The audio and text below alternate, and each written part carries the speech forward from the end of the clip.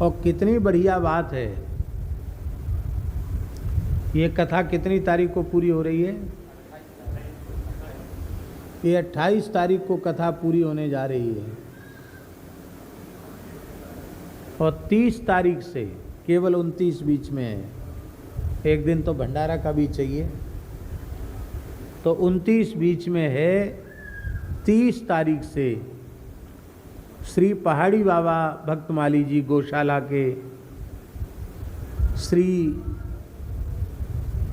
पहाड़ी बाबा भक्तमाली जी लीला कथा सत्संग मंडपम में जो नई गौशाला है, वहाँ श्रीमद् भागवत जी की कथा होगी। पूज्य अनंत श्री संपन्न श्री पहाड़ी बाबा जी महाराज खाक चौक परंपरा के मूल पुरुष,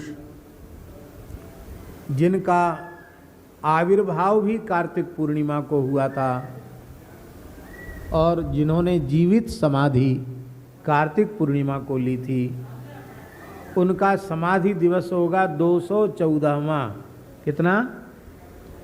214 वर्ष पहले उन्होंने जीवित समाधि ली थी और उनका जन्म दिवस होगा 364वां। क्यों? 150 वर्ष पीछे, 150 वर्ष तक विराजमान रहे वो। 364वां आविर्भाव दिवस और 214वां तिरोभाव दिवस उनका मनाया जाएगा। 2-3 दिन का ही उत्सव मनाते थे, पर इस बार एक स्मृति और जुड़ गई। इस शरीर की जन्मदात्री प्रातस्मरणीया पूज्या माताजी श्रीमती श्री ब्रजलता देवी जी, जो गत वर्ष अभी 1 वर्ष पूर्ण हो जाएगा देवोत्थापनी हरि प्रबोधनी एकादशी पर, तुलसी शालिग्राम जी वाली एकादशी पर उन्होंने भगवत धाम प्रयाण किया, तो उनकी स्मृति में हमको कथा कहने का सौभाग्य मिलेगा, क्योंकि वे हमारी कथा की बहुत अनुपम श्रोता थी, कथा सुनती रहती थी। उनके कथा सुनने के लिए ही उनके कक्ष में वो लगाई गई थी, क्या कहते हैं? हाँ है? हाँ, जिसमें वो कथा सुनने की सुविधा प्राप्त हो जाए, देखते हुए सुनने की सुविधा। और कैसे उन्होंने भगवत धाम प्रयाण किया, वह भी एक अपने आप में अद्भुत बात है। इस कलिकाल में भगवान की प्रत्यक्ष महिमा का इससे बड़ा कोई प्रमाण नहीं हो सकता।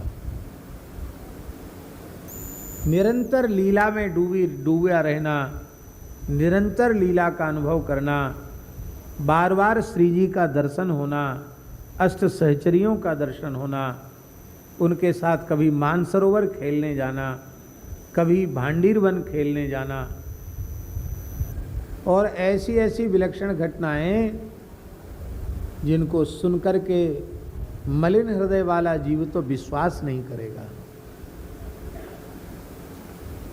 पर हम समझते हैं कि सच्चाई के आधार पर जैसा अद्भुत दिव्य रसमय महाप्रयाण पूज्या माता जी का हुआ, इस प्रकार का उदाहरण इस समय खोजना भी बहुत कठिन है। मरे सकल मरी हैं सकल, सब मरे और सबको मरना पड़ेगा, लेकिन ऐसी मृत्यु धन्य है, भाग बड़ो वृंदावन पायो। चारों प्रहर की तुलसी शालिग्राम जी की पूजा का दर्शन करके और अंतिम में श्री तुलसी शालिग्राम जी की चूनरी प्रसाद लेकर, पंचामृत लेकर के और प्रयाण करना। और जाने के पहले नर्स ने पूछा तो कहा, कहाँ है तुम? कहती हमको लेने राधा रानी है। कहाँ है? बोले ये तो है राधा रानी, हमारी आसन पर ही तो बैठी है। जीवन भर झूठ, ध्यान देकर सुने हमारी बात, जीवन भर झूठ बोलने वाला व्यक्ति मरते समय झूठ नहीं बोलता है, क्योंकि उसे आभास हो जाता कि अब मरना है, तब झूठ क्यों बोलना।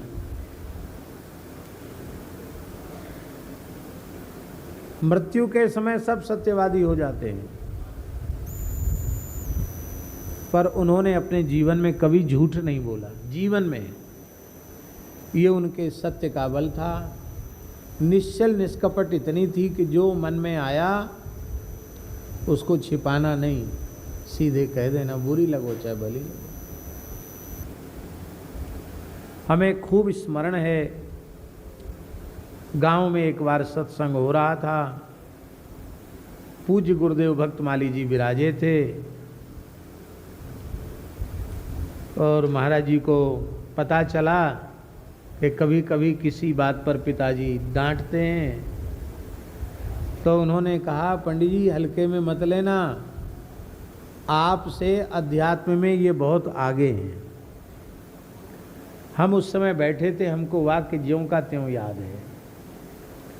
तो गुरुदेव भगवान की वाणी सत्य सिद्ध हुई।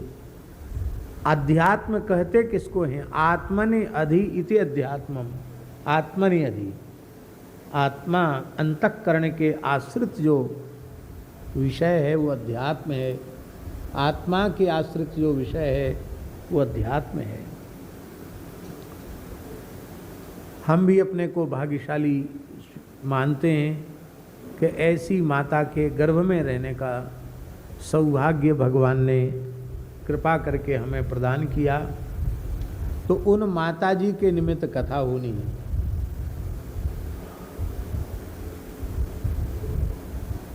कथा तो हमको कहनी ही थी, पर हमारे एक बड़े प्रेमी भक्त हैं, अग्रवाल वैश्य हैं, अमेरिका में बड़े डॉक्टर हैं, कैंसर के डॉक्टर हैं, बड़े डॉक्टरों को पढ़ाते भी हैं। वैसे तो उनका नाम राकेश सिंघल है, पर दीक्षा का नाम राघव दास जी है। प्रत्येक एकादशी निर्जल करते हैं और अमेरिका में रहकर भी पूर्ण गोव्रत का पालन करते हैं।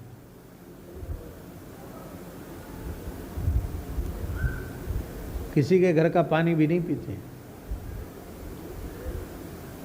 उन्होंने कहा कि थोड़ी सेवा हम करेंगे इसमें, पर मनोरथी में हमारा नाम मत लिखना। किसका?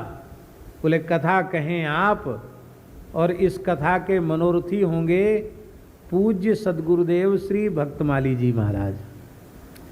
तो कथा यजमान मनोरथी पूज्य भक्तमाली जी हैं, कथा हमको कहनी है, प्रधान श्रोता गुरुदेव भगवान भक्तमाली जी हैं और माता जी हैं, और चरण सेवक राघवदास जी हैं।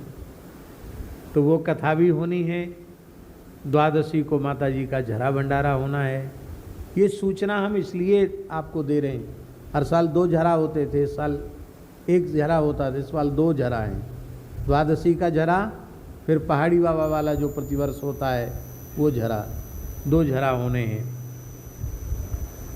अधिकस्याधिकम फलम, कार्तिक मास है, और अपने यहाँ शालिग्राम भगवान विराजमान हैं। 1,51,000 शालिग्राम भगवान मलुक पीठ में विराजमान हैं, जो जहाँ तक मेरी जानकारी है पूरे भारतवर्ष के या पूरी दुनिया में इतनी बड़ी संख्या में शालिग्राम जी कहीं नहीं विराज रहे। तो पिछली बार तो 5.25 करोड़ तुलसी भगवान को, शालिग्राम जी को अर्पित किया था। इस बार भी जितनी अधिक से अधिक तुलसी अर्पित हो जाए, तो इसमें भी तुलसी अर्पण का कार्यक्रम रखा जाएगा, और वहाँ जो कथा होगी उसमें भी तुलसी अर्पण का कार्यक्रम रखा जाएगा।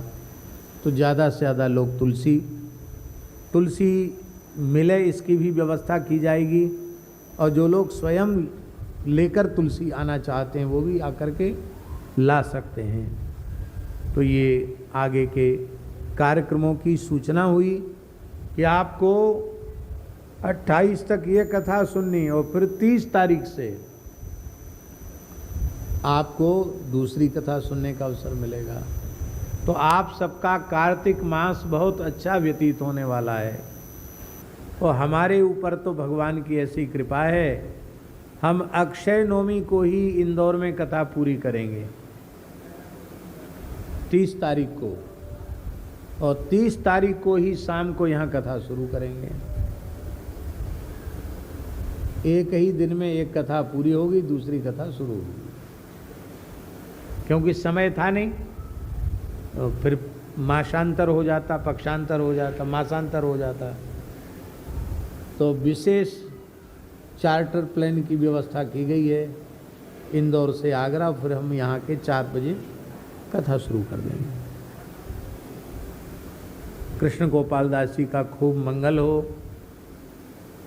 सुंदर प्रेम से कथा कहें, इतने महापुरुष यहाँ विराज कर कथा सुनेंगे। और